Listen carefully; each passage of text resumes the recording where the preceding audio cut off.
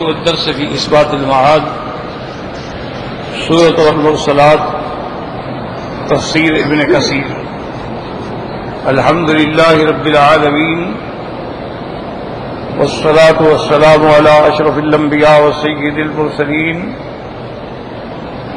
سيدنا محمد وعلى آله وأصحابه أجمعين. اللهم صل على سيدنا محمد وعلى آل سيدنا محمد كما صليت على إبراهيم وعلى آل إبراهيم في العالمين إنك حميد مجيد. أعوذ بالله من الشيطان الرجيم. بسم الله الرحمن الرحيم. والمرسلات عرفا فالعاصفات عصفا والناشرات نشرا فالفارقات فرقا فالملقيات ذكرا عذرا أو نذرا إنما توعدون لواقع فإذا النجوم طمست وإذا السماء فرجت وإذا الجبال نصفت وإذا الرسل أقتت لأي يوم أجلت ليوم الفصل وما أدراك ما يوم الفصل ويل يومئذ للمكذبين.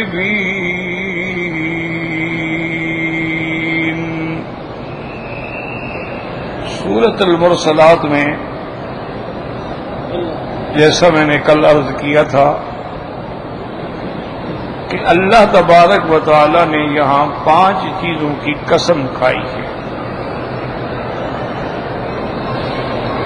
اور الحمدللہ یہ آپ پڑھ چکے ہیں کہ اللہ تعالی جس چیز کی بھی چاہے قسم کھائیں وہ خالق ہے، وہ مالک ہے.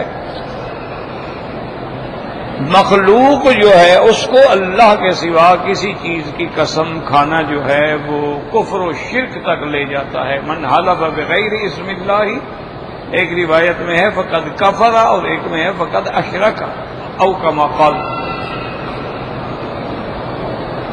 تو یہاں جو 5 چیزیں ہیں، والمرسلات عرفا فالعاصفات عصفا والناشرات نشرا والفارقات ذکرا فالملقیات ذکرا فالفارقات فرقا فالملقیات ذکرا، یہ 5 چیزوں سے مراد کیا ہے؟ اس میں یاد رکھیں کہ مشہور قول جو ہیں وہ تو 2 ہیں. ایک قول یہ ہے کہ یہ 5 کی 5 چیزیں جو ہیں جنس سے واحد ہیں، یعنی ایک جنس سے ایک چیز ہے. دوسرا قول یہ ہے کہ یہ 5 چیزیں جو ہیں جنس سے واحد نہیں بلکہ جنس سے متفرق ہیں، الگ الگ چیزیں. اب پہلا قول تو یہ ہے کہ اس سے مراد اللہ کے فرشتے. والمرسلات عرفا، یاد رکھو عرف کے 2 معنی ہوتے ہیں. ایک تو عرف کا معنی ہوتا ہے متتابعتن، جیسے کہتے ہیں نا عرف الدیک، مرغے کے اوپر جو کلی ہوتی ہے نا اسے جو تاج بنا ہوتا ہے اس کو بھی عرف کہتے ہیں. عرف الدیک کہ اس کے بال جو ہے نا برابر ہوتے ہیں، یعنی کسی چیز کا برابر ہونا متتابع ہونا جو ہے اس کو عرف کہا جاتا ہے. اور دوسرا معنی جو ہے عرفن جو ہے معروف سے ہے، یہ منکر کی ضد ہے کہ ایک چیز معروف ہے ایک منکر ہے. جیسے آپ کہتے ہیں جی یہ آدمی، یہ تو معروف آدمی ہے جی، اس کو سب جانتے ہیں. یہ آپ کہتے ہیں کہ بھئی یہ نیا آدمی لگتا ہے. جیسے کہ ابراہیم علیہ السلام کی خدمت میں جب فرشتے آئے سلام کیا، صاحب نے بھی فرمایا سلام قال سلام قوم منکرون، یہ کوئی نئے لوگ ہیں، ہم نے ان کو کبھی دیکھا نہیں. تو عرف کا معنی منکر ضد انکار بھی ہوتا ہے. عرفن کے دو معنی. تو علماء فرماتے ہیں والمرسلات عرفن، فرشتوں کا متتابع بار بار آنا، ایک دوسرے کے پیچھے آنا. اور بعض علماء نے فرمایا والمرسلات عرفن، فرشتوں کا آنا جو جانی بوجھی بات ہے، اللہ کا نظام ہے، اللہ کے فرشتے آتے ہیں، یہ معروف بات ہے، کوئی منکر بات نہیں ہے. اب اس کے بعد فرماتی ہیں والآصفات اسفن، یاد رکھیں کہ آصفات اسفن مانا ہے یعنی فرشتوں کا شدت کے ساتھ آنا. پہلا تھا کہ عرفن یعنی معروف انداز میں آنا، اور یہ ہے کہ شدت کے ساتھ. ریحن عاصفن شدید، تو اسف کا معنی شدت ہوتی ہے. والناشرات نشرا، اس میں بھی دو قول ہیں علماء کے. فرماتے ہیں وہ ملائکہ پورے عالم کے اندر اللہ کی طرف سے علم، حکمت، رحمت پھیلانے والے، کہ اللہ تبارک و تعالی نے ان کو اس لیے بھیجا. اور بعض فرماتے ہیں والناشرات نشرا، اللہ تعالی کی حکم سے وہ جو ہیں دنیا کے اندر آ کے ہر وہ چیز جو اس کا حکم ہے اس کو پھیلانے والے. اور بعض فرماتے ہیں اس سے مراد یہ ہے وہ ملائکہ جو قیامت والے دن دنیا کے اعمال نامے جو ہیں پھیلائیں گے. وہ اذا الصحف نشرت، تقسیم کیے جائیں گے، نشرت پھیلا دیے جائیں گے. جیسے فرماتے یخرج لہ یوم القیامت کتابا یلقاہ منشورا فالفارقات فرقا، اور وہ فرق کرنے والے ملائکہ، کیا معنی حق و باطل کے درمیان امتیاز کرنے والے. اور بعض علماء نے فرمایا فالفارقات فرقن کا معنی وہ ملائکہ بادلوں کو پھاڑنے والے، کبھی کسی کو ادھر کیا کسی کو ادھر کیا، بادلوں کے اندر تفریق کرنے والے. فالملقیات ذکرا، بعض علماء فرماتے ہیں ذکر سے مراد مطلقاً علم و حکمت ہے. اور بعض علماء فرماتے ہیں کہ نہیں، ذکر سے مراد اللہ کا قرآن ہے، کیونکہ اللہ نے قرآن کو بھی تو ذکر فرمایا ہے. وَإِنَّهُ لَذِكْرٌ لَكَ وَلِقَوْمِكَ، اور کسی جگہ اللہ تبارک و تعالی نے فرمایا اِنَّا نَحْنُ نَزَّلْنَا الذِّكْرَ وَإِنَّا لَهُ لَحَافِظُونَ. تو انہوں نے فرمایا کہ وہ اللہ کے قرآن کو ڈالنے والے، قرآن آیا، قرآن پھیلایا، ہر جگہ پہنچایا، تو یہ فرشتوں.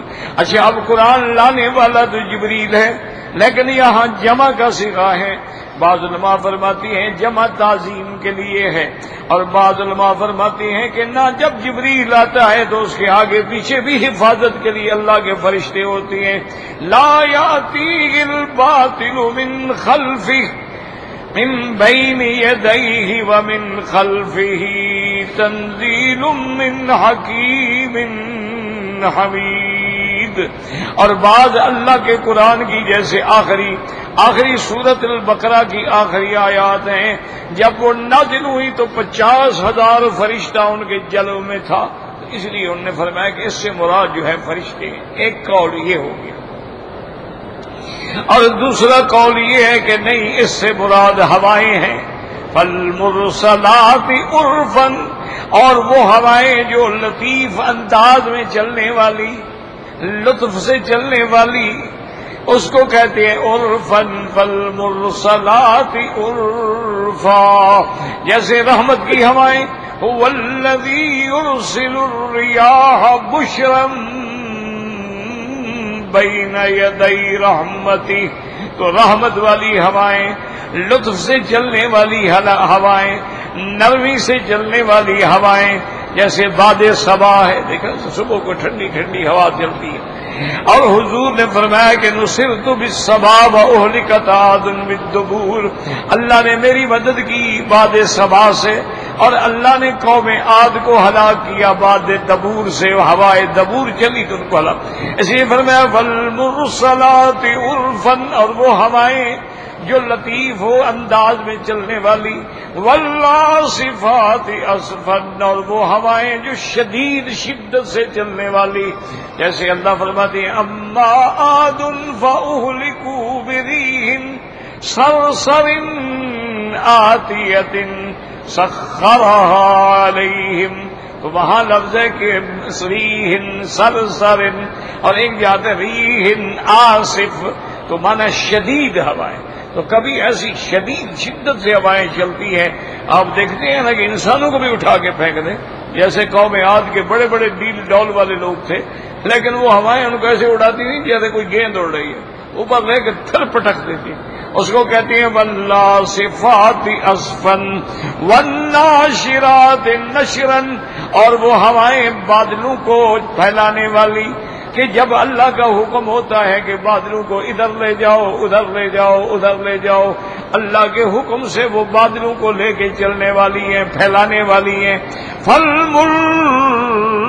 فالفارقات فرقا، اور وہ ہوائیں جو ہیں فرق کرنے والی ہیں، کیا مانا، یعنی چیزوں کو الگ الگ کر دینے والی ہیں، اور بعد میں فرمایا کہ وہ ہوائیں جب چلتی ہیں تو حق و باطل کے اندر بھی فرق کر دیتی ہیں، دشمنوں کو مٹا دیتی ہیں اور مومنین کو بچا دیتی ہیں۔ جب قوم عاد پہ ہوا آئی تو سارے ہلاک ہو گئے، لیکن حضرت ہود علیہ السلام اور مومن جو تھے وہ کھڑے رہے آرام سے، ان کو ہوا نے کوئی نقصان بھی نہیں پہنچایا، تو دونوں میں فرق کر دیا۔ فالملقیات ذکرا، اور ایسی ہوائیں جو اللہ تبارک و تعالیٰ کی یاد بھی دلوں میں ڈالتی ہیں، کہ ہر چیز ہوا سے اڑتی ہے، ہر چیز ہوا ذریعہ بنتی ہے پہنچانے کا، پہنچنے کا، تو اس لیے علماء نے فرمایا ان پانچوں چیزوں سے مراد ہوائیں ہیں، اور بعض ہوائیں رحمت والی ہوتی ہیں، بعض ہوائیں عذاب والی، تو یہ دو قول ہو گئے، یاد رکھیں مشہور یہی دو قول ہیں، ایک بات یاد رکھیں۔ ایک تیسرا قول وہ یہ فرماتی ہیں کہ پہلی چار چیزیں جو ہیں ان سے مراد جو ہے وہ تو ہوائیں ہیں، یاد رکھو یہ تیسرا قول ہے کہ والمرسلات عرفا والعاصفات عصفا والناشرات نشرا والفارقات فرقا، وہ کہتے ہیں یہ چار جو ہیں یہ تو ہوائیں ہیں، ہواؤں کی صفات ہے، اور فالملقیات ذکرا، وہ کہتے ہیں یہ ملائکہ کے، یہ ملائکہ کی صفت ہے، یعنی ایک جگہ اللہ نے فرشتوں کی صفت ذکر کی ہے اور چار جگہ ہواؤں کی صفت، کیونکہ فرشتے ہیں جو اللہ کا ذکر ڈالتے ہیں، قرآن لانے والے، اور لوگوں کے دلوں کے اندر خیر اور رحمت کی الہام کرنے والے، یہ سب اللہ کے فرشتے ہوتے ہیں، اللہ تبارک و تعالیٰ کا ذکر پہنچاتے ہیں، ہر چیز پہنچاتے ہیں، تو یہ تین قول ہو گئے یار۔ اور بعد متأخرین علماء نے، متقدمین میں نہیں، متأخرین علماء کا بھی ایک قول ہے، وہ کہتے ہیں کہ نہیں، ان پانچ چیزوں سے مراد اللہ کا قرآن ہی ہے، یاد رکھیں، وہ یہ کہتے ہیں کہ یہ پانچ چیزیں جو ہیں، یہ پانچ صفتیں جو اللہ نے ذکر فرمائی، اس سے مراد قرآن کے بعد قرآن کی آیتیں ہیں متتابعہ، ایک دوسرے کے پیچھے، جیسے وحی آتا رہا آتا رہا آتا رہا 20 سال کے اندر، تتتابع الوحی، کہ وحی جو ہے وہ بالکل ایک دوسرے کے بعد فوراً آتا رہا، اور وہ فرماتی ہیں کہ فالعاصفات عصفا، اور بعض قرآن کی آیتیں ایسی ہیں شدت کے ساتھ جھنجھوڑ دینے والی، ہلا ڈالنے والی، کہ ایسی آیات بھی قرآن کے اندر ہیں کہ جب اللہ کا قرآن آدمی پڑھتا ہے تو کانپ جاتا ہے۔ دیکھا نہیں کہ ائمہ حرمین نماز پڑھ رہے ہوتے ہیں، قرآن پڑھ رہے تو رونا شروع کر دیتے، کیوں؟ اللہ کا قرآن رلا دیتا ہے، ڈرا دیتا ہے، دل کے اندر اللہ کا خوف پیدا ہو جاتا ہے۔ انہوں نے فرمایا یہ بھی قرآن کی آیت، والناشرات نشرا، اور یہ بھی قرآن کی آیات کی صفت ہے کہ وہ پھیلانے والی ہیں پوری دنیا کے اندر، پوری دنیا کے اندر خیر، رحمت، بھلائی سب پھیلانے والی ہے۔ اور اس کے بعد فرمایا فالفارقات فرقا، اور قرآن کی آیات جو ہیں وہ فرق کرنے والی ہیں بین الحق والباطل، کہ یہ حق ہے یہ باطل ہے. جیسے فرماتے ہیں وَقُرْآنًا فَرَقْنَاهُ، قرآن جو ہے فرقان بھی تو ہے، معنی فارق ہے بین الحق والباطل. تو یہ قرآن کی آیات ہیں جو فرق کرتی ہیں، یہ حق ہے یہ باطل ہے، یہ حلال ہے یہ حرام ہے. تو اس لیے انہوں نے فرمایا اس سے مراد جو ہے قرآن کی آیات. فالملقیات ذکرا، انہوں نے فرمایا یہ بھی قرآن کی آیات ہے جو دلوں کے اندر اللہ کی یاد کو تازہ کرنے والی ہے، اللہ کے یاد کو ڈالنے والی ہے. کہ بندہ قرآن پڑھتا ہے تو اللہ کی یاد میں ڈوب جاتا ہے، اللہ تبارک و تعالیٰ کا ذکر. اس لیے اللہ نے قرآن کو فرمایا ذکرا فذکر فإن الذکرا تنفع المؤمنین. کہیں اللہ نے فرمایا ان ھذہ تذکرۃ، اور کہیں اللہ تبارک و تعالیٰ نے فرمایا ذکرا وموعظۃ. تو قرآن ذکر ہے، اس میں کوئی شک ہے؟ تو یہ یاد دلانے والا ہے اور بندوں کو جگانے والا ہے اور ان کو بتلانے والا ہے. تو بعض علماء نے متأخرین نے فرمایا کہ یہ ساری صفتیں اللہ کے قرآن کی ہیں. لیکن بہرحال جمہور کے نزدیک راجح قول جو ہے وہ یہی ہے کہ یہ ہواؤں کی صفت. اقوال تو سارے ذکر کر دیے جاتے ہیں نا، یہ قاعدہ ہوتا ہے، لیکن اس کے بعد ہوتا ہے اول الاقوال. بھی سب سے زیادہ راجح قول کون سا ہے؟ وہ یہی ہے کہ اس سے مراد ہوائیں. کیونکہ یاد رکھیں کہ یہ ہوا جو ہے نا جی، یہ بھی قدرت کا ایک عظیم نمونہ ہے. ہوا چل رہی ہے نظر نہیں آتی، آپ سانس لے رہے ہیں لیکن نظر نہیں آتا. اور جیسے پانی زندگی کی علامت ہے، اسی طرح ہوا بھی حیات کی علامت ہے. اگر ہوا نہ ہو بندے مر جائیں. اس لیے آپ دیکھتے ہیں نا کہ جو لوگ غوطہ خوری کرتے ہیں وہ سلنڈر باندھ کے جاتے ہیں تاکہ وہ ہوا لیتے رہیں، ورنہ تو مر جائیں. اسی طرح جب بلندی پہ جہاز جاتا ہے تو آکسیجن کم ہو جاتی ہے، ہوا کم ہو جاتی. اس لیے باقاعدہ کمپنیوں کی طرف سے ہدایت ہوتی ہے کہ بھی جو آدمی اللہ نہ کرے دل کا مریض ہے یا دمے کا مریض ہے، اس کا تنفس رک جاتا ہے، ضیق النفس ہے، اس کو احتیاط کرنی چاہیے، یعنی اپنے انہیلر ساتھ رکھے اور جہاز والوں کو بھی بتا دے تاکہ وہ سلنڈر کا انتظام رکھے. اور یہی چیز ہے جو قرآن نے بھی کہی ہے کہ جن کو اللہ من یرد اللہ ان یضلہ، جس کو گمراہ کرنا چاہتے یجعل صدرہ ضیقا، اس کا سینہ تنگ ہو جاتا ہے، کأنما یصعد فی السماء، جیسے آسمان کی بلندی کی طرف جا رہا. تو مانا ہوا بلندی پہ جانے سے ہوا تنگ ہو جاتی، کم ہو جاتی. تو اس لیے علماء نے فرمایا کہ یہ ہوا ہے جس سے اللہ نے، جیسے یعنی وہ سبب حیات ہے، اسی طرح اللہ نے ہواؤں سے عذاب کا کام بھی لے لیا کہ قوم عاد پر ہوا بھیجی. اچھا، اللہ نے حضور کی مدد کے لیے بھی ہوا بھیج دی.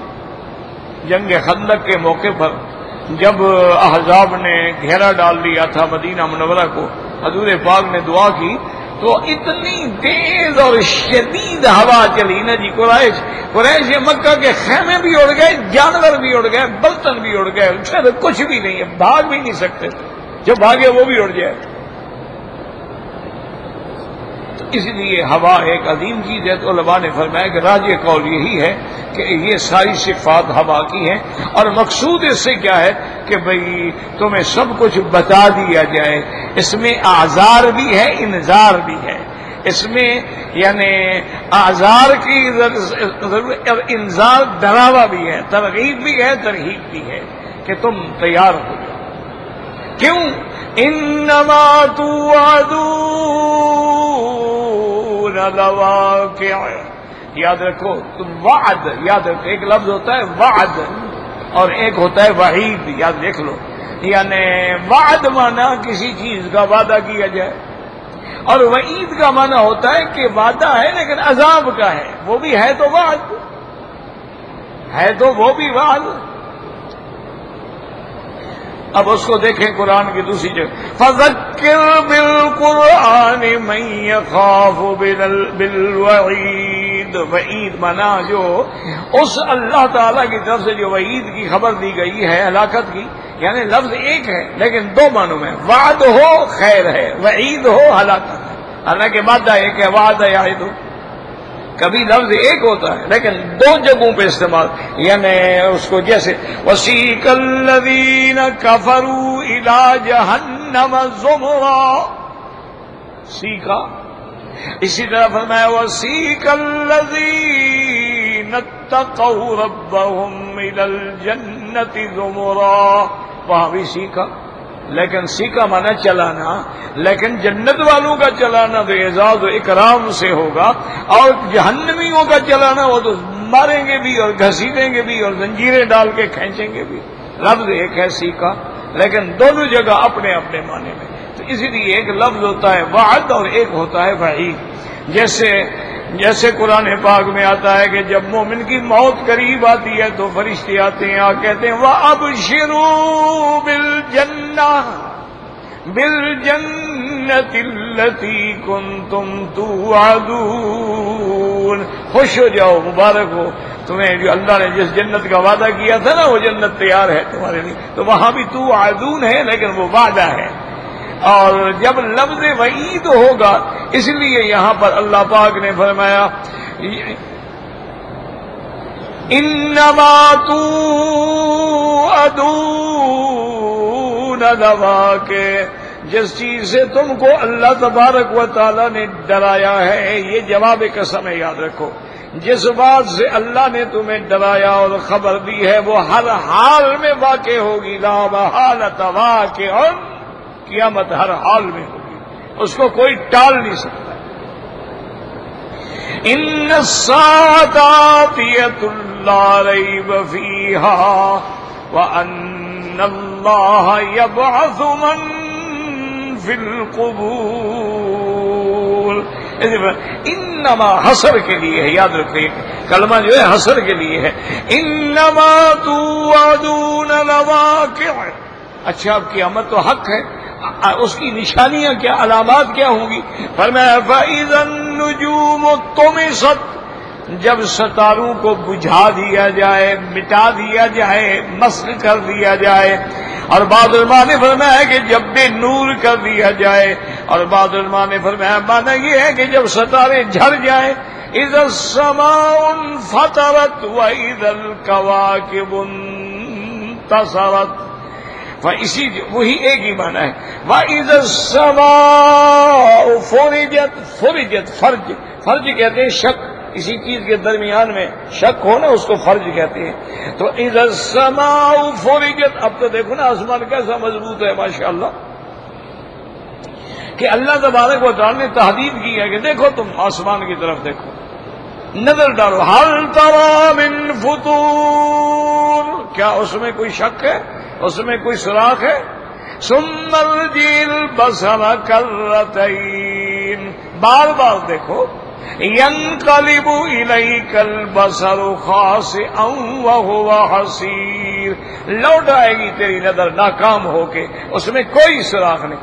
لیکن جب قیامت ہوگی اذا السماء فرجت، اس میں بھی فاصلے ہو. اذا السماء انشقت یوم تشقق السماء بالغمام وَنُزِّلَ الْمَلَائِكَةُ تَنزِيلًا. اس لیے یاد رکھیں کہ سیدنا علی رضی اللہ تعالیٰ عنہ سے کسی یہودی نے سوال پوچھا. اس نے کہا کہ قرآن کہتا ہے یوم تشقق السماء، آسمان پھٹ جائیں گے اور ملائکہ اتر جائیں گے. تو جب آسمان پھٹ جائیں گے اور ملائکہ اتریں گے اور اس کے بعد زمینیں بھی تو پھٹ جائیں گی. زمینیں الارض مدت والقت ما فیہا وتخلت، تو فرشتے کہاں جائیں گے؟ جب اتنی فرشتے ہیں کہ ان کی تعداد بھی کسی کو پتہ نہیں، وہ کدھر جائیں گے؟ آسمان بھی نہیں، زمین بھی نہیں. اب اوپر سے اتر تو ہے، کدھر گئے؟ حضرت علی رضی اللہ تعالی عنہ سمجھ گئے کہ اس کا مقصد جو ہے اعتراض ہے، سوال نہیں۔ یاد رکھو، ایک ہوتا ہے سائل جو مسئلہ نہیں جانتا، بیچارہ پوچھنا چاہتا ہے جی میں طواف کہاں سے شروع کروں، نہیں جانتا۔ ایک ہوتے ہیں معاند کہ ان کا مقصد سوال نہیں ہوتا، اناد ہوتا ہے، جھگڑا ہوتا ہے، پوچھ کے کوئی فساد کھڑا کرے۔ حضرت علی سمجھ گئے۔ آپ نے فرمایا اچھا اس وقت کیا ہے؟ اس نے کہا جی دن ہے، ماشاءاللہ دیکھ رہے ہیں سورج نکلا ہوا ہے۔ ہم فرمایا رات کہاں ہے؟ جی وہ تو پتہ نہیں۔ آپ نے فرمایا جب رات آتی ہے تو دن کہاں ہوتا ہے؟ تو نے کہا جو اللہ دن میں رات کو چھپا دیتے ہیں، رات میں دن کو چھپا وہ فرشتوں کو بھی ٹھکانہ دے دیں گے، تم فکر نہ کرو، تم سے جگہ نہیں مانگی جائے گی۔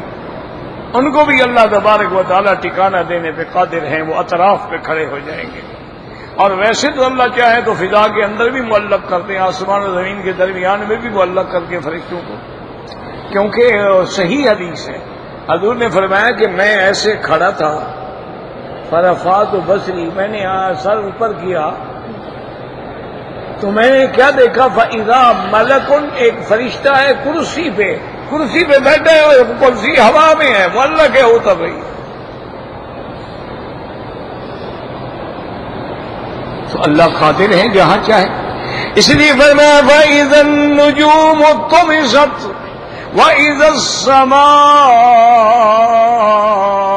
فُرِجَتْ وَإِذَا الْجِبَالُ نُصِفَتْ۔ یاد رکھو نصفت کا معنی کسی چیز کا بالکل باریک ہو کے ریزہ ہو کے اڑ جانا۔ جیسے اللہ فرماتے يَسْأَلُونَكَ عَنِ الْجِبَالِ فَقُلْ يَنْسِفُهَا رَبِّي نَسْفًا فَيَذَرُهَا قَاعًا صَفْصَفًا لَا تَرَىٰ فِيهَا عوجا ولا امتا۔ اللہ نے فرمایا جب ہم ریزہ کر کے اس کو اڑا دیں گے، کل ہی دل منفوش، یہ ایسے اڑ رہے ہوں گے جیسے اون اڑتی ہے، ایسی ہو جائے گی۔ اس کو کہتے ہیں نصف۔ وَإِذَا الرُّسُلُ اُقِّتَتْ، یاد رکھیں بعض علماء نحو کہتے ہیں کہ اصل میں یہ لفظ جو ہے اُقِّتَت اصل ہے وُقِّتَت، پھر اس کو حمزے سے بدل دیا گیا، مانا وَإِذَا الرُّسُلُ اُقِّتَتْ، جب رسل جمع ہو جائیں گے۔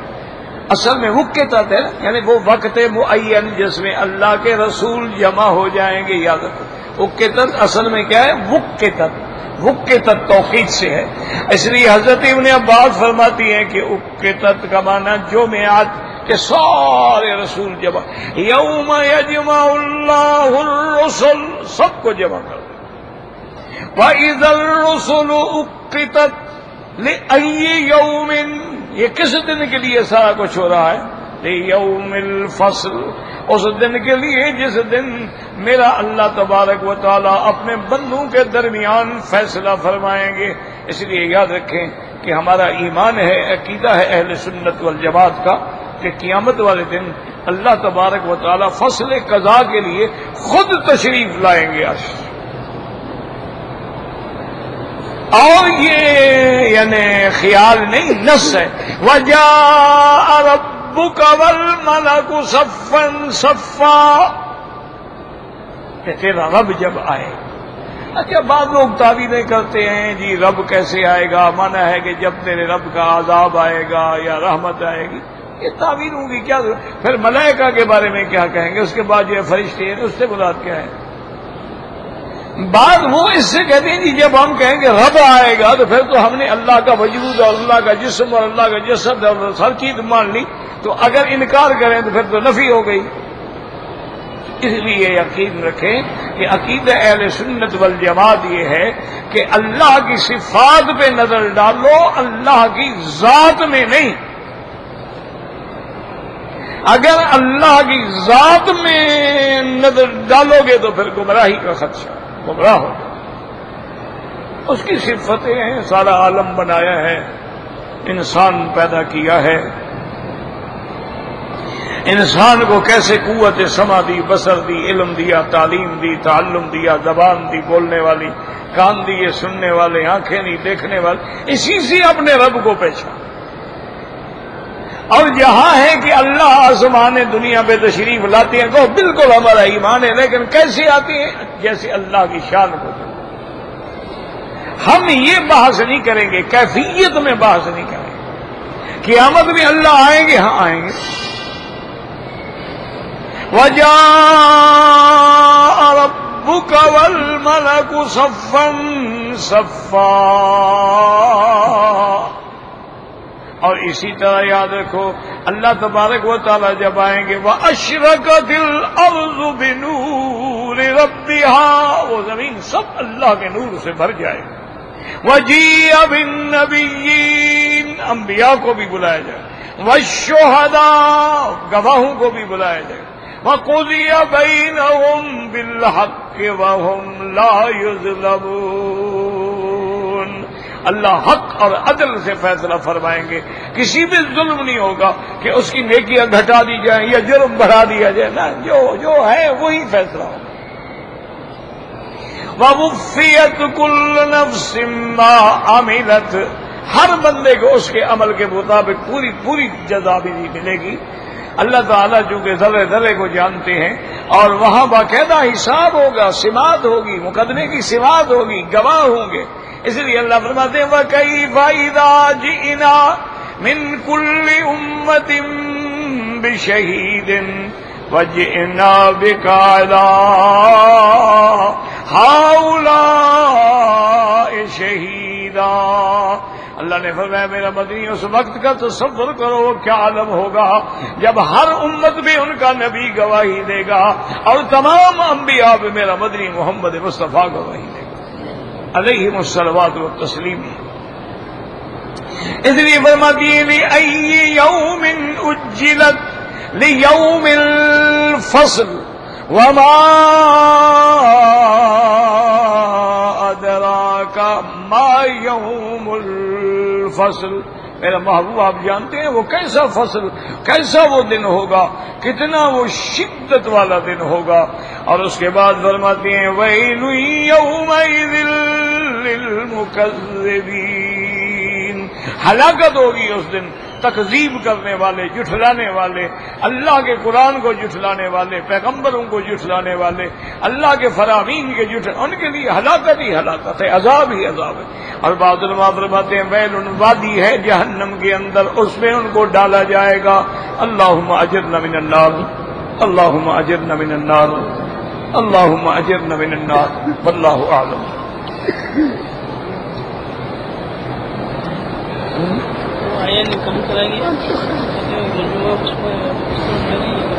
جہاں اللہ بس یہ ہے میں چڑھ نہیں سکتا، بس باقی جہاں ہوگا الحمدللہ۔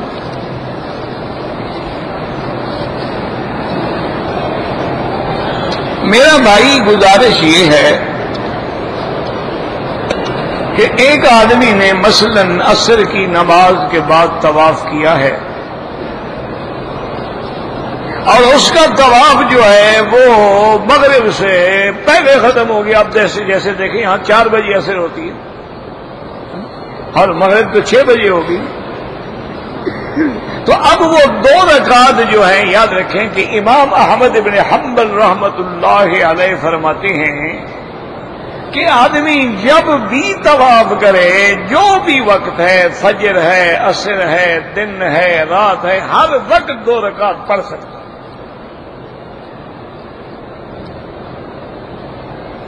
اچھا ویسے یاد رکھو عصر کے بعد یہ 2 رکعات جو ہیں وہ بھی اجازت دیتے ہیں اس نماز کی جو کسی وجہ سے پڑھی جاتی ہے، جیسے طواف۔ اور اسی طرح وہ یہ بھی اجازت دیتے ہیں کہ آدمی مسجد میں آیا ہے لیکن ابھی سورج نہیں ڈوبا ہے، تو وہ کہتے ہیں کہ تحیت المسجد کا بھی چونکہ حکم ہے احادیث مبارک میں کہ آدمی جب مسجد میں داخل ہو 2 رکعت پڑھ کے بیٹھے، تو کہتے ہیں یہ بھی پڑھ سکتا ہے چاہے اوقات مکروہ ہیں یا اوقات غیر مکروہ ہیں۔ بھئی کیا ہے ادھر ادھر دیکھنا شروع کر دیتے ہو، کیا ہو رہا ہے؟ آپ درس کی طرف توجہ رکھو اپنی، کیا ہو جاتا ہے پتہ نہیں، وہ ادھر قرآن پہ سامنے بیٹھے دیکھ ادھر ادھر رہے۔ اللہ ہدایت عطا فرمائے۔ تو یاد رکھو بہرحال امام شافعی رحمت اللہ علیہ اور امام احمد ابن حنبل رحمت اللہ علیہ فرماتے ہیں کہ چونکہ ایک حدیث مبارک میں ہے، حضور پاک نے فرمایا تھا کہ یا بنی عبد مناف، اے بنی عبد مناف لوگوں کو منع نہ کیا کرو، وہ جب چاہیں پڑھیں اور جب چاہیں طواف کریں، ان کو بالکل منع نہ کرو۔ وہ کہتے ہیں اس کا مطلب ہے کہ جب چاہو طواف کرو اور جب چاہو نماز پڑھو۔ اسی طرح ایک روایت اور بھی آتی ہے، حضرت ابی ذر رضی اللہ تعالی عنہ سے روایت ہے کہ وہ مکہ شریف میں آئے تو کعبۃ اللہ کے دروازے پہ کھڑے ہو گئے اور فرمایا کہ من یعرفنی فلیعرفنی، جو مجھے پہچانتا ہے وہ تو پہچانتا ہے اور جو نہ جانتا ہو تو سن لو، انا جندب ابن دعامہ، میں ابی ذر تو کنیت تھی نا، نام تو جندب تھا نا، میں ہوں حضور کا صحابی ہوں۔ حضور نے فرمایا ہے کہ لا صلاۃ بعد الفجر حتی تطلع الشمس ولا صلاۃ بعد العصر حتی تغرب الشمس الا بمکہ الا بمکہ الا بمکہ، او کما قال، کہ حضور نے فرمایا کہ فجر کی نماز کے بعد جب تک سورج نہ نکلے کوئی نماز نہیں، عصر کے بعد جب تک سورج ڈوب نہ جائے کوئی نمازی مگر مکے میں جائز ہے۔ ان کے پاس یہ دلیلیں ہیں، وہ کہتے ہیں حرم میں کعبے میں جب طواف کرو 2 رکعت پڑھ سکتے ہو، جب مسجد میں آؤ 2 رکعت تحیۃ المسجد پڑھ سکتے ہو۔ امام ابو حنیفہ رحمۃ اللہ علیہ فرماتے ہیں کہ نہیں پڑھ سکتے۔ وہ فرماتی ہیں اللہ کے بندے جو حدیث نہی کی ہے، روکنے والی ہے، وہ تو بخاری شریف کی حدیث ہے، وہ تو سیاح کی حدیث ہے، اور اس میں بڑی واضح نفی ہے کہ فجر کے بعد کوئی نماز نہیں، عصر کے بعد کوئی نماز نہیں تھی، کھلی ہوئی بات ہے۔ اور وہ فرماتے ہیں کہ جو حضرت ابی ذر کی روایت ہے وہ تو معلول ہے، اس میں تو 4 علتیں ہیں، وہ صحیح حدیث کی کیسے ناقص بن سکتی ہے؟ اور دوسرا یہ فرماتی ہیں کہ حضور کا بنی عبد مناف کو حکم دینے کا معنی یہ تھا بھی تم اللہ کے حرم میں لوگوں کو کیوں روکتے ہو؟ اس کا معنی یہ تو نہیں نا کہ تم ظہر کی نماز فجر کو پڑھ لو، فجر کی ظہر کو پڑھ لو، ورنہ تو حضور صحابہ کو حکم دیتے، بنی عبد مناف کو کیوں حکم دیا؟ یہ تو ایسی ہے جیسے آپ متولی مسجد سے کہیں یار اللہ کے بندے کیوں دروازے بند کر دیتے ہو، کیوں دروازے نماز پڑھنے تو لوگوں کو جب چاہیں، تو اس کا معنی یہ تو نہیں کہ نماز کے اوقات بھی بدل جائیں گے۔ تو بہرحال اب مسئلہ یہ ہے کہ بالکل دلوں میں بغض نہ رکھیں، اناد نہ رکھیں، حقد نہ رکھیں۔ اللہ تمام ائمہ کرام پہ کروڑوں رحمتیں فرمائے، سب کا اصل جو ہے وہ قرآن و حدیث ہے، آگے صرف سمجھ کا فرق ہوتا ہے۔ ہر امام لوٹے گا حدیث کی طرف۔ اب دیکھیں نا جیسے آپ کورٹ میں جاتے ہیں، ایک وکیل مدعی کی طرف سے ہوتا ہے، ایک مدعا کی طرف سے ہوتا ہے، اور وہ بھی قانون پیش کرتا ہے، وہ بھی لیکن تشریح اپنے اپنے عقل کے مطابق کر رہا ہے۔ وہ کہتا ہے جی اس قانون کا مطلب یہ ہے، یہ نہیں ہے۔ تو بہرحال وہ فرماتی ہیں کہ تو اب یہ ہے کہ جھگڑا نہ کریں، جو پڑھتے ہیں اللہ قبول فرمائے، لیکن اس میں کوئی شک نہیں کہ جو پڑھ رہے ہیں ایک حدیث کی مخالفت تو ہے نا، اور اگر مغرب کے بعد پڑھیں گے پھر تو کوئی حدیث مخالف نہیں، کوئی امام مخالف نہیں۔ تو آدمی ایسا عمل کیوں نہ کرے جس پہ سب راضی ہوں، تمام احادیث بھی موجود ہوں؟ تو اس لیے ایسا کیا کریں کہ مثلا آپ نے عصر کے بعد طواف کیا، اب آپ کا ارادہ ہے کہ انشاءاللہ میں مغرب پڑھ کے جاؤں گا، تو مغرب کے بعد پڑھو 2 رکعت، اور کوئی مجبوری ہے، قافلہ جا رہا ہے، ساتھی جا رہے ہیں، گاڑی کھڑی ہے، ساتھی انتظار میں، پڑھ لو چلے جاؤ۔ اچھا حضرت عبداللہ ابن عمر، حضرت عمر تو اتنی احتیاط کرتے تھے کہ اگر عصر کے بعد طواف کیا وہ 2 رکعت مکے میں بھی نہیں پڑھ، سفر میں روانہ ہو گئے مدینہ شریف، راستے میں جا کے انہوں نے پڑھ لی، لیکن مغرب سے پہلے نہیں پڑھی۔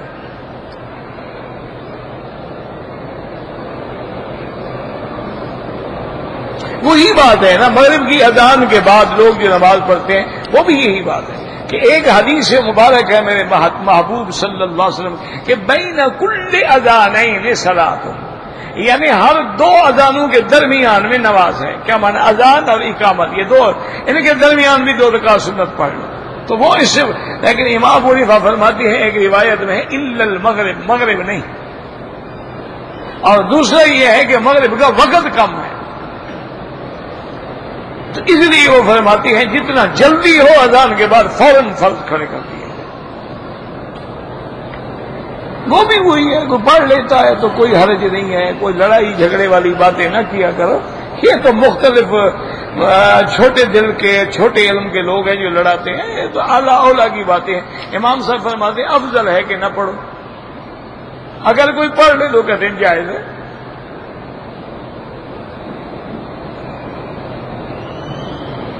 کہتے ہیں جی کہ لونڈی جو ہے اس کو کوئی مسلمان بغیر نکاح کے رکھ سکتا ہے اور بغیر نکاح کے اس سے مباشرت بھی کر سکتا ہے، بالکل کر سکتا ہے جناب. یہ مولویوں کا مسئلہ نہیں، قرآن کا مسئلہ ہے. مولویوں پہ جلدی جلدی گرم نہ ہو جایا کریں. یہ قرآن ہے. اللہ فرماتے ہیں والذین هم لفروجہم حافظون. مومن کی صفت یہ ہے وہ اپنی شرم گاہوں کی حفاظت کرنے والے ہیں. الا علی ازواجہم، یا اپنی بیویوں سے ملتے ہیں، او ما ملکت ایمانہم، یا باندیاں.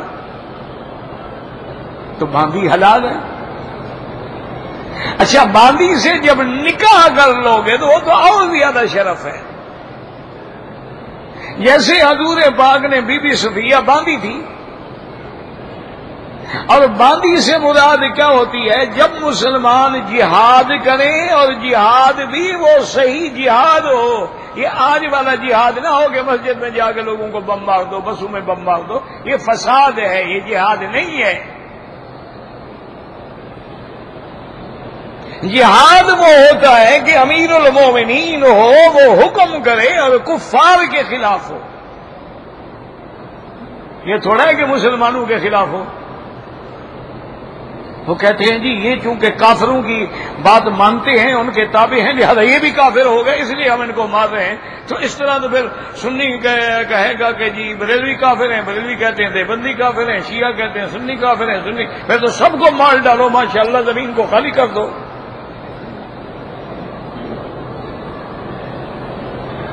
یہ غلط بات ہے. جہاد ہے، بالکل ہے، قیامت تک جہاد برحق ہے. اور جس دن حضور کی امت جہاد سے منہ موڑ لے گی عزت ہی نہیں رہے گی، ذلیل ہو جائے. لیکن جہاد کے لیے شرائط ہیں. جیسے نماز کے لیے شرط ہے تم بڑے خشوع خضوع سے نماز پڑھو، لیکن وضو نہ ہو، نماز ہو جائے گی. بڑے خشوع خضوع سے نماز پڑھو، کپڑے ہی پلید ہوں تو نماز ہو جائے گی. بڑے خشوع خضوع سے نماز پڑھو لیکن جگہ ہی ناپاک ہو.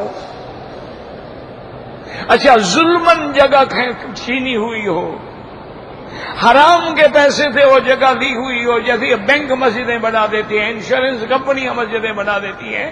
علماء سے مسئلہ تو پوچھو ان میں نماز پڑھنا جائز بھی ہے.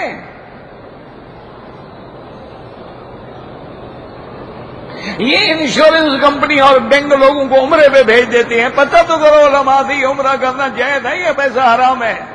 اور حرام کے پیسے سے تو عبادت مردود ہوتی ہے کہ جب آدمی کہتے ہیں لبیک اللہم لبیک، اللہ فرماتے ہیں اچھا ماکلو کا حرام و ملبسو کا حرام، تیرا لباس بھی حرام سے، کھانا پینا بھی حرام سے، اب لبیک لبیک مردود علیک، جاؤ دوڑ جاؤ، کوئی قبول نہیں. تو یاد رکھو صحیح جہاد ہو، کافروں سے کافر شکست کھا گئے، ان کا مال جو ہوگا وہ مال غنیمت ہے، مجاہدوں میں تقسیم ہوگا.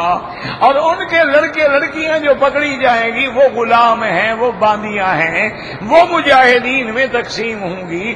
جب اب دنیا میں جہاد ہی نہیں رہا تو باندیاں کہاں سے آئیں گی؟ پہلے تم جہاد تو کرو، انشاءاللہ شہید ہو گئے تو جان چھوٹی باندھی جنت میں ملے گی، بچ گئے تو باندھی ملے گی نا. اور ضروری بھی نہیں کہ ہر جنگ میں لڑکیاں پکڑی جائیں. اچھا فرض محال ایک جنگ ہوتی ہے، وہاں 2000 لڑکی بھی پکڑی گئی. اب آپ کا کیا خیال ہے، کیا کریں؟ ان کو قتل کر دیں؟ پھر بھی تو آپ کہیں گے جی کتنا بڑا ظلم ہے، ان لڑکیوں کا کیا قصور تھا کہ ان کو قتل کر دیا گیا؟ اچھا ان کو دوسرے ملک کے بھیج دیا، وہاں جا کے زنا کراتی رہیں، ماں باپ تو مارے گئے، ان کو قید میں ڈال دیں، یعنی ساری زندگی کھانا کھلاتے رہیں، پہرا بھی دیتے رہیں، اچھا فیصلہ ہے؟ اللہ نے ان کی عزت بلند کی ہے کہ بھائی ان کو مجاہدین میں تقسیم کر دو، اور اللہ نے پھر مجاہدین کو بھی ہدایت فرمائی ہے کہ اللہ تمہیں توفیق دے دے، اس کو آزاد کر دو غلامی سے اور نکاح کر کے بیوی بنا لو۔ اسی لیے حضور پاک نے بی بی صفیہ سے جو باندی بن کے آئی تھی جنگ خیبر میں، فوراً آپ نے آزاد کر دیا اور نکاح کر لیا۔ بی بی عائشہ فرماتی ہے میں نے ایسی بی بی خوش قسمت نہیں دیکھی ہے کہ جب حضور نے نکاح کر لیا تو اس کی جتنی رشتہ دار غلام اور لڑکیاں پکڑی ہوئی تھی صحابہ کے، اور سب نے آزاد کر دیا۔ انہوں نے کہا اب بھی حضور کے رشتہ دار ہو گئے، ان کو ہم کیسے غلام بنائیں؟ حضور نے تو شادی کر لی، اور یہ بی بی صفیہ کے رشتہ دار ہیں تو حضور کے رشتہ دار ہو گئے نا۔ تو نے کہا ان کی وجہ سے کتنی باندیوں کو آزادی کر، وہ باندی جناب حلال ہے، تم جہاد پہ جاؤ، جب ملے نا پھر مجھے بھی بتانا۔ یہ باندی نہیں ہوتی کہ نوکری بھی رکھ لو، کہو جی باندی ہے ماشاءاللہ 2000 روپے مہینہ تنخواہ دیتا ہوں لہذا حلال ہو گئی۔ یا جیسے بعض لوگ جاتے ہیں غریب ملکوں سے 2 لاکھ 3 لاکھ روپے لے کے لڑکیاں ان کی خرید لیتے ہیں، یہ باندی ہو گئی، نعوذ باللہ، یہ کوئی باندی نہیں۔ باندی وہ ہوتی ہے جو کفار سے جنگ کرنے کے بعد کافروں کی نسل سے ملے گی۔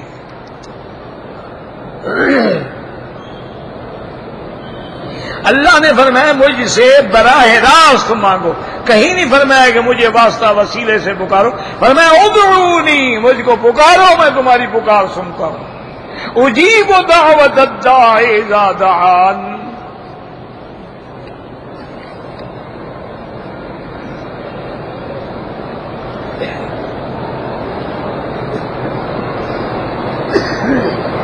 کہتے جی کہ مارکیٹ میں جو دوائیں ڈپریشن کے لیے ہوتی ہیں یا سکون کے لیے ہوتی ہیں، سلیپنگ پلز ہوتی ہیں، یہ نشے میں آتی ہیں؟ بالکل نہیں، لیکن اگر ڈاکٹر لکھے استعمال کرو، یہ نہیں ہے کہ تم خود لے کے کھانا شروع کر دو، ویلیم کی 1 کے بجے 4 گولیاں کھا لی انشاءاللہ فوت، نشے کے بعد انشاءاللہ موت۔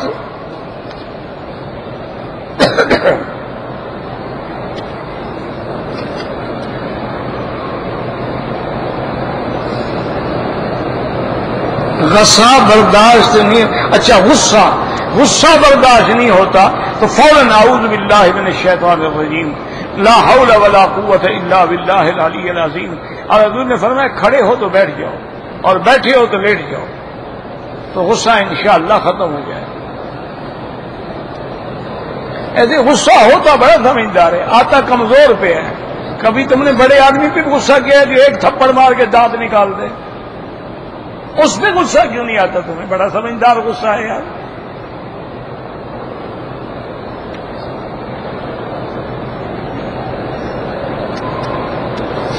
یہ سارے مسئلے ہو گئے، ایک ہی مسئلہ بار بار نہ لکھو۔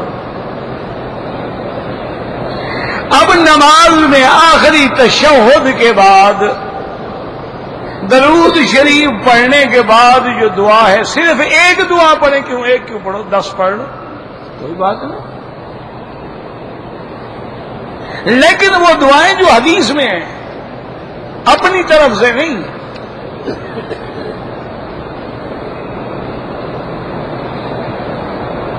کہتے ہیں جی کہ ہم سفر میں ہیں، مغرب کا نماز کا وقت ختم ہو گیا، عشاء کا وقت شروع ہو گیا، جمع کر لیں کوئی بات نہیں، پہلے مغرب پڑھو پھر عشاء پڑھو، لیکن مغرب قضا ہوگی، یہ وقت نکل گیا، صرف مزدلفہ میں ادا ہوگی۔ کہ مزدلفہ میں آپ رات کو جب بھی پہنچیں گے مغرب اور عشاء ملا کے پڑھیں گے، لیکن وہ ادا شمار ہوگی، قضا نہیں ہوگی۔ اور کوئی سفر ہے اور وقت ختم ہو جائے تو پھر قضا شمار ہوگی۔ حجر اسود کو دھکے دے کے چومنا جو ہے بہتر نہیں ہے، لیکن یہ ابتدا سے رہا ہے۔ حضور پاک نے خود حضرت عمر کو روکا تھا، آپ نے سنا تم بڑا کبھی آدمی ہو، لوگوں کو دھکے نہ دیا کرو۔ اچھا بعد بھی صحابہ نے روکا، انہوں نے کہا مجھ سے یار صبر نہیں ہوتا، اس کے بوسے دینے میں جو ثواب ہے نا، جو میں نے حضور پاک سے سنا ہے کہ قیامت میں یہ ہمارے لیے گواہی دے گا، تو میں برداشت نہیں کر سکتا، سامنے آتا ہے میرا دل کرتا ہے، آپ کے کپڑے بھی پھٹ جاتے تھے، زبردستی گھس جاتے تھے۔ تو یہ ہوتا آیا ہے اور ہوتا جائے گا، لیکن بہتر یہ ہے کہ دھکا بازی نہ کریں، کیونکہ آج کل آگے عورتیں ہوتی ہیں، غیر مرد اور غیر عورتیں مکس ہو جاتی ہیں۔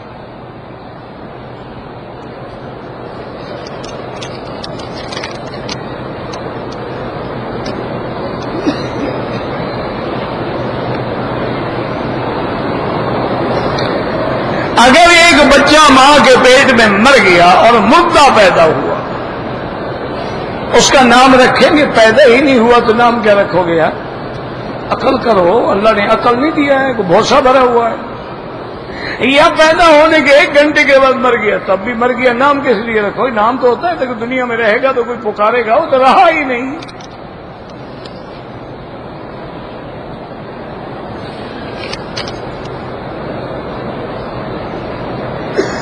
حضور پاک میں جادو کا اثر ہوا تھا، بالکل ہوا تھا، یہ تو بخاری شریف کی حدیث ہے۔ اور حضور پاک نے یہ بھی بتلایا کہ جادو لبید بن العاصم نے کیا تھا، یہودی نے، اور یہ بھی بتلایا کہ اللہ نے جبریل بھیج کے حضور کو بتایا کہ آپ پر جو جادو ہے وہ فلاں جگہ دفن ہے، آپ وہاں گئے، اس کو نکالا گیا، وہ آپ کی بال مبارک جو تھے وہ کنگھی کے شانوں میں لپیٹ کے سوئیاں لگائی ہوئی تھی، وہ سوئیاں نکالتے گئے اور جادو ختم ہو گیا۔ بالکل ہوا جادو، اور بچھو تو سب کو ڈنگ مارتا ہے، نہ ولی کا شرم کرتا ہے نہ نبی کا شرم کرتا ہے۔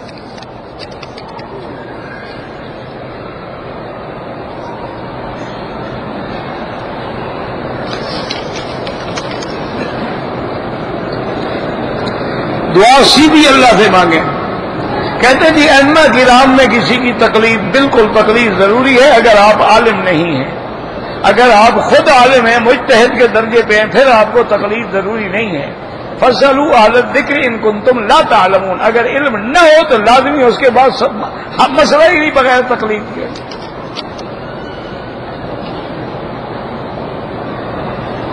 قرآن و سنت کے مطابق اگر اتنا تمہیں خدا نے علم دیا ہے کہ قرآن سنت سمجھ سکتے ہو، تو پھر لوگ صحابہ سے مسئلے کیوں پوچھتے تھے؟ خود پڑھ کے سمجھ لیتے۔ مکے میں صرف حضرت ابن عباس کا فتویٰ چلتا تھا،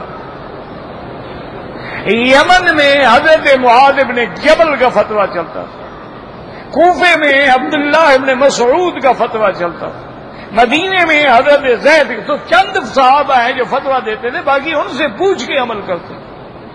اسی طرح ہمارے لیے ہے کہ جس امام کی فقہ ہمارے قریب ہوگی، علاقے میں ہوگی، اس پہ ہم عمل کریں گے، باقی تمام ائمہ برحق ہیں۔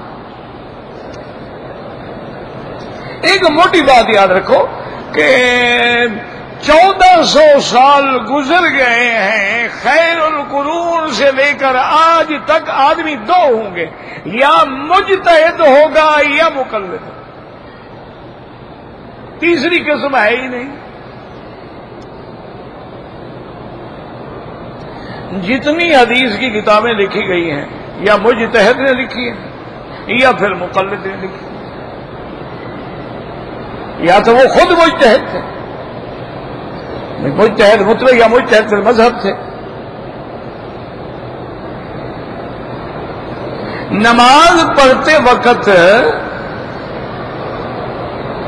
پرفیوم پتہ نہیں کیا ہے، سنت کی جب آپ نیت کریں گے بھی 4 رکعت سنت، تو سنت ہوتی ہی رسول کی ہے، نام لینے کی کیا ضرورت ہے بھائی؟ اور کس کی سنت؟ تیری سنت پڑھتے ہیں ہم۔ ہاں یعنی یہ کہ بات یعنی عقل ہی نہیں ہے بھائی، سنت کا معنی کیا ہے؟ حضور کا طریقہ۔ یہ فلانا ہے کہ جی فلانے مولوی کی سنت ہے، اور یہ اس مولوی کی سنت ہے، یہ اس پیر کی سنت ہے۔ سنت ہوتی ہی میرے مدنی پاک کی ہے۔ یا محمد غائبانہ کہنا جائز نہیں ہے، یا حرف ندا ہے، اور یہ اللہ کے لیے ہے۔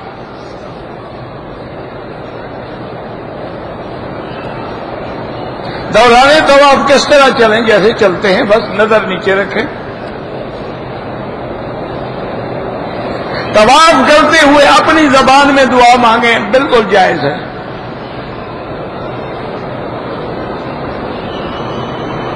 ہم نے بات واضح کی ہے کہ امام احمد ابن حنبل کے نزدیک یہ قول ہے، اور امام ابو حنیفہ کے نزدیک یہ گول مٹول نہیں، تیرا دماغ گول مٹول ہے۔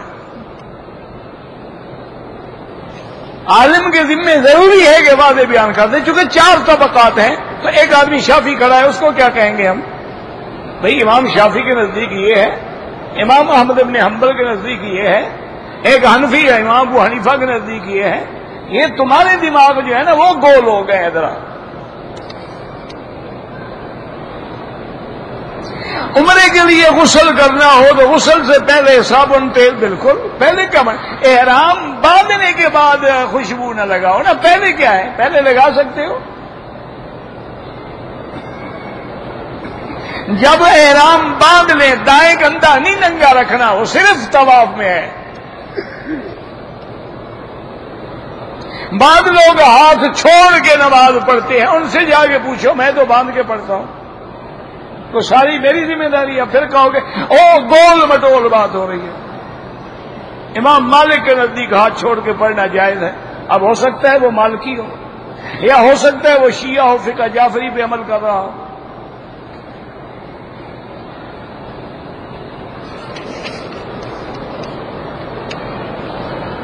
اللہ کے بندے حکمت ہوتی ہے۔ اب دیکھو حرم شریف ہے، کتنے دروازے ہیں؟ اگر صرف ایک ہی دروازہ رکھتے نا تو آدھے حاجی مر جاتے۔ تو کوئی ادھر سے آ رہا ہے، کوئی ادھر سے آ رہا ہے، آ کدھر رہا ہے؟ کعبے میں رہا ہے، ادھر جھگڑا کس بات کا ہے؟ یا تو کوئی امام یہ کہے بھئی یہ قرآن ہے، یہ حدیث ہے، اس کو تو چھوڑ دو، میری بات مانو۔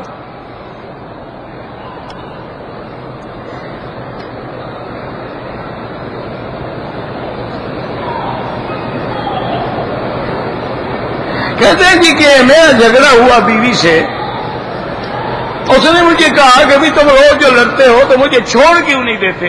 میں نے کہا وہ دروازہ پڑا ہوا ہے، چلی جاؤ، تمہاری نیت طلاق نہیں تھی تو نہیں ہوئی، اگر طلاق کی نیت تھی ہو گئی۔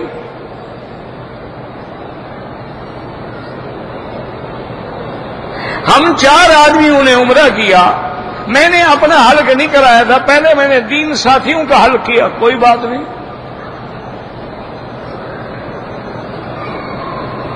جو لوگ کام کرتے ہیں دم مانا، اگر غریب ہیں تنخواہ کا معمولی ہے، کھا سکتے ہیں۔